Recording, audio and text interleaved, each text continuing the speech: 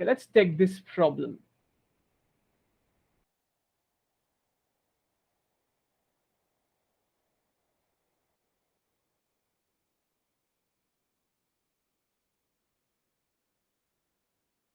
Let T be this.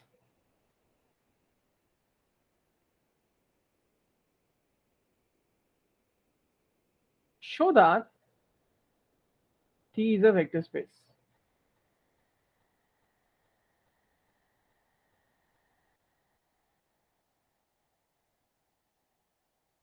So how will you solve this problem?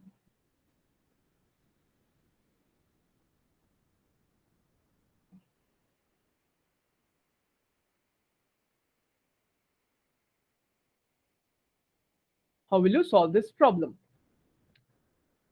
The first thing you should understand. Yeah, SK. Sorry, I thought you were asking. What I'm asking? I thought you were asking us how we could solve the problem. Yeah, any ideas? Do you have any ideas? Please tell me.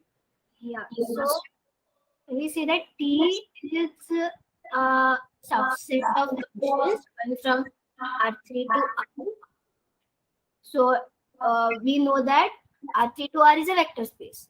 And then we do the other two steps. Like that 0 is inside it and the addition one and the scalar multiplication. So we start with that T is a subset of all the functions from R3 to R. Can we do it like this? The thing is that, yeah, it can be done. Okay, I could have given this and I would have loved to see you how you would have done it in homework.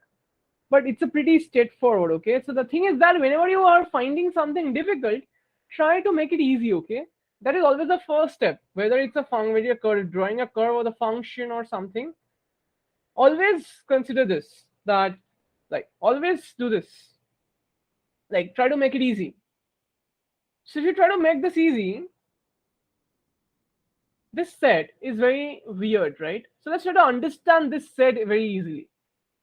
So 5x square plus y square plus z square plus 4xy plus 2z is equal to 0. Let's try to write it in a different way. So I'm giving you examples, showing you examples, okay? So you can write it as 4x square plus 4xy plus y square plus x square plus twice xz plus z square is equal to 0. And you can write it again as 2x plus y whole square plus x plus z whole square is equal to 0. Since sum of squares is 0, each one of them must be individually 0. So you get 2x is equal to minus y is equal to minus 2z. Okay, so if you consider that as lambda, then you get x is equal to lambda by 2, y is equal to minus lambda, and z is equal to minus lambda by 2. And therefore, you can rewrite this t as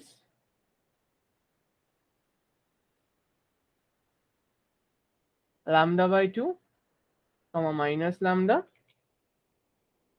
comma minus lambda by 2. Such that lambda is a real number. Now, you can, so now you understand. Yeah, anyone? So, what if we proceed forward by representing this quadratic form in terms of matrices? I mean, you can present that. What she is meaning is that she wants to express this in this format. Okay, that's a nice idea. Let's try to do that. So if you want to observe the expression,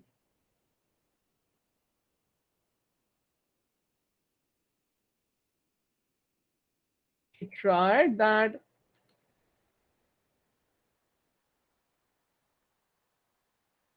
x, y, z. Observe that if you take a matrix like this, A, B, C, D, E, F, and let's take a symmetric matrix.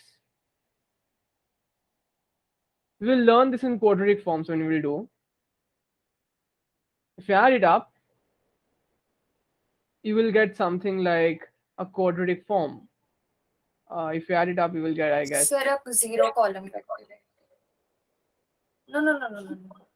Sir, this will be ultimately 1 cross 1. So we can write 0 over there. That is not an Yeah, issue. but I don't remember the formula, so I have to do it matrix by matrix. So it will be matrix like this. Yeah, any doubts? Yeah, I go ahead. You have forgotten to write one entry in the left-hand side matrix. It is 3 by 3 vector. In the last two, you have just written C and F. I guess something is missing. What? Left-hand side matrix, ABC wala. You have just written only two entries in the last row. Only C and F. CR.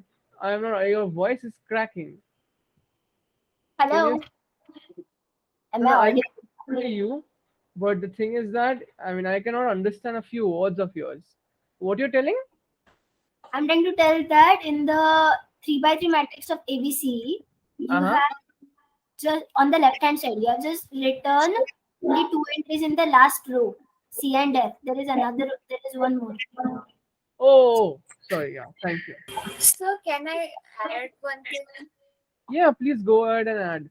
Sir, the matrix which you have written in the middle, it will be always symmetric. Like whenever we try to represent, if I'm right, then we can just, write the diagonal elements as ABC and बाकी इधर CD लिखेंगे तो वहां पे भी CD लिख सकते हैं, कोई दिक्कत नहीं है. I guess. Yeah, it's symmetric. I have done it symmetric, na? Oh, okay, sorry. Yes.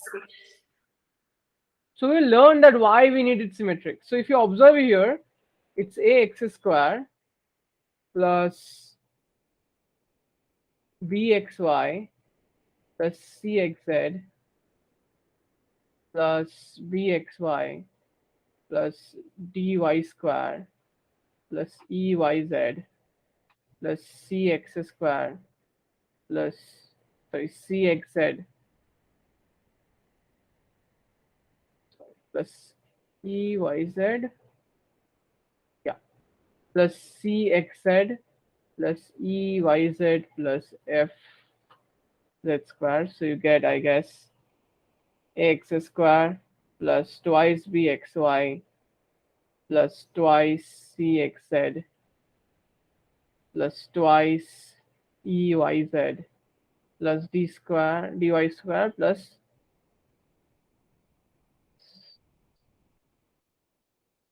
fz square. So this is a very symmetric form of writing this. So if you replace and observe what is written over here, we have 5x square plus y square plus z square plus 4xy plus twice xz plus 0 yz.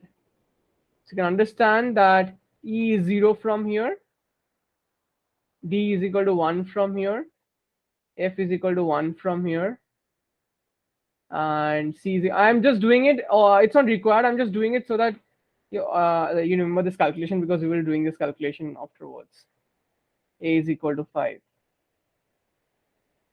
So you can replace it that, therefore this matrix is nothing but this times A is 5, B is 2, C is 1, B is 2, D is 1, E is 0, C is 1, E is 0, F is 1 times X, Y, Z. That's done. So now my question is that if we have two numbers, okay, x1, y1, z1, a, x1, y1, z1, and you have another number x2, y2, z2, and a, x2 plus y2 plus z2. My question is that how do you add this up?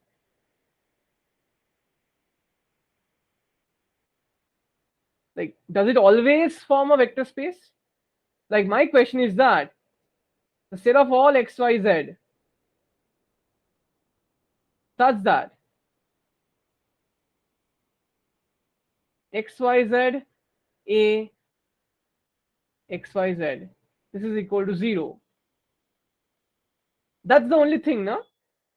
So that's a good question. Thanks for asking this question, Yogita. The question is that does this set form a vector space? I will give this as a homework question. Think about this. Here it forms, we will prove it, but does this set form a vector space?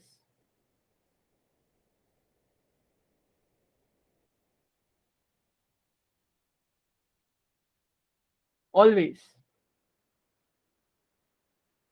All of you understood the question where it's coming from? So the generalized question should be, does it always form a vector space with this condition? Does it always form a vector space? Whatever A is symmetric, real symmetric, then does it always form a vector space? That's the question over here we're asking. If we have these two elements, this to 0, then the sum of these two will be adding up to be the same thing.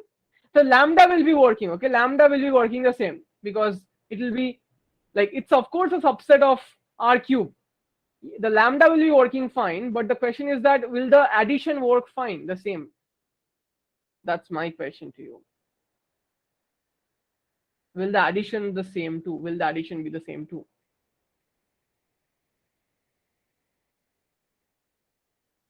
Okay, clear guys? And you can observe that this is, oh, you have not done the rank. Okay, I will give this as a question. Nice question, Yogita. Thank you for asking. So let's do this. We will do this as a problem, okay, after this. Okay, in general. So, but let's observe this. First of all, T is a subset of RQ, which is already a vector space. Second of all, 0 belongs to this T, the 0 vector. Third of all, if lambda 1, if xyz, let's say ABC belongs to T, then of course alpha A, alpha B, alpha C belongs to T, right? You have to prove it. I'm not proving it. Why? Because they're also of the form alpha lambda by 2, so the same constant. Okay. This result will hold. This thing will hold. And also the third condition you have to check is that sum of this lambda 1 plus lambda 1 by 2, if there are two things A, B, C,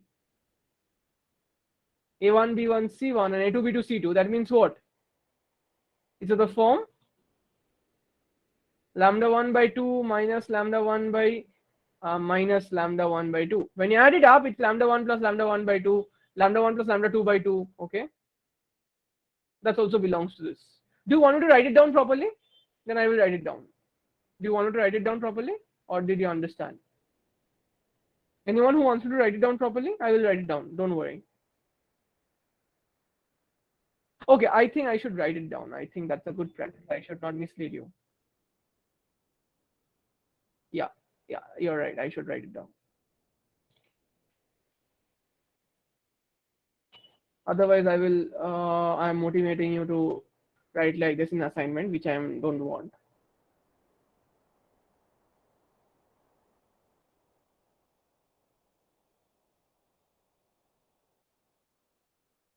So T is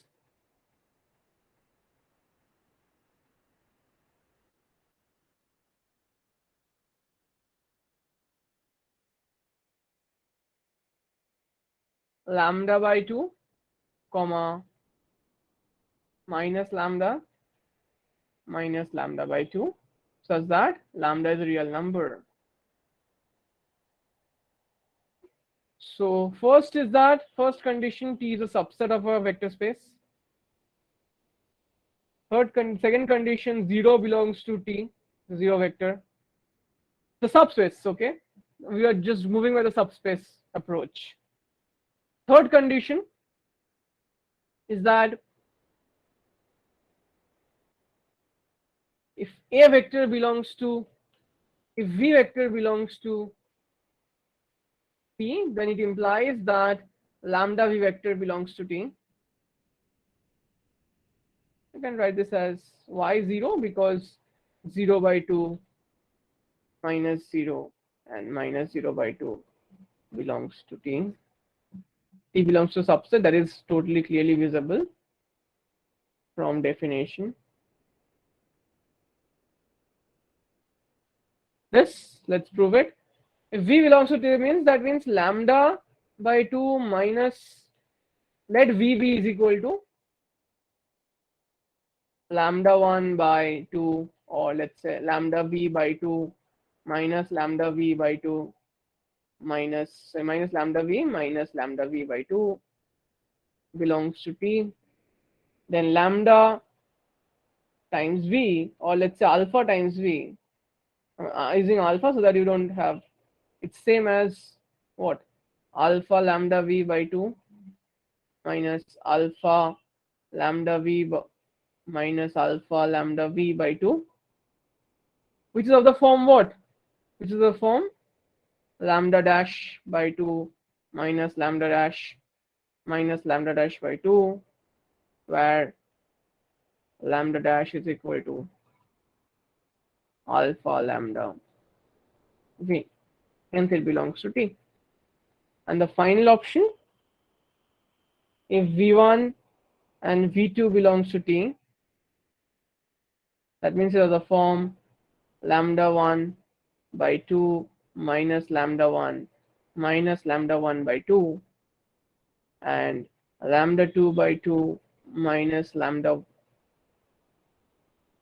2 by 2.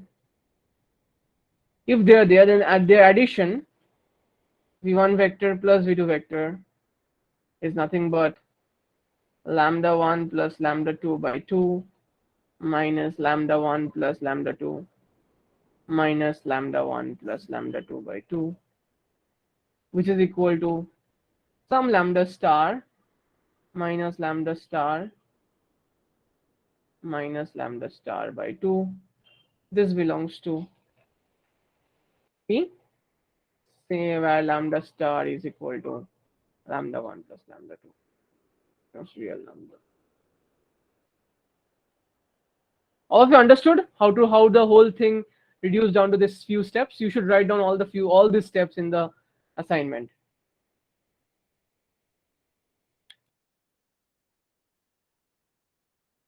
All of you understood this? Great. So therefore, it's a vector space, right? It's proved.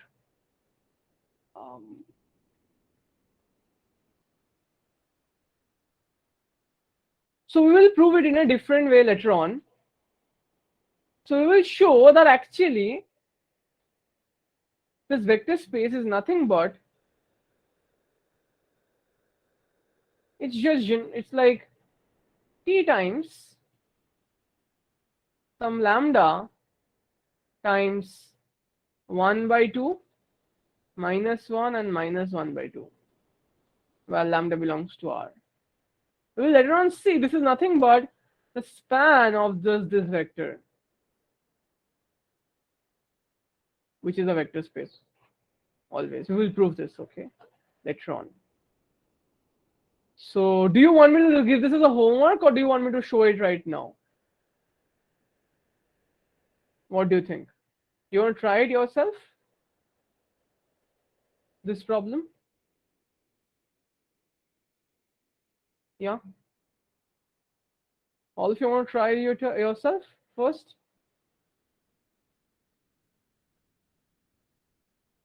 You have to prove it using the same thing. You can understand 0, 0, 0 belongs to it.